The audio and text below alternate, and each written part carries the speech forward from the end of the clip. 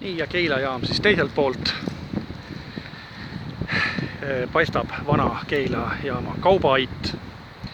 Ja siin paistab ka üks väga huvitav vaatamisväärsus. Nimelt auruvedurite veekraan, kus auruveduritele lasti siis vett sisse. Ja see on siia jäetud nii-öelda jaamale sümboliks. Selliseid kraane enam palju naljalt ei ole.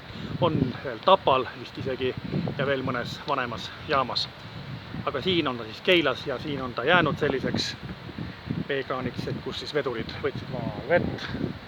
Veetorn on siin koos mahutiruumiga.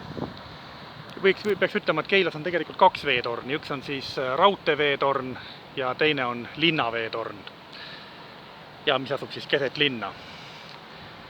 Ja raudteejaama ümbrus mõningad hooned veel, kelder, raudteejaama abihooned ja taaskord vaade Uuele tänavale teisest otsast ja Keila kirikule.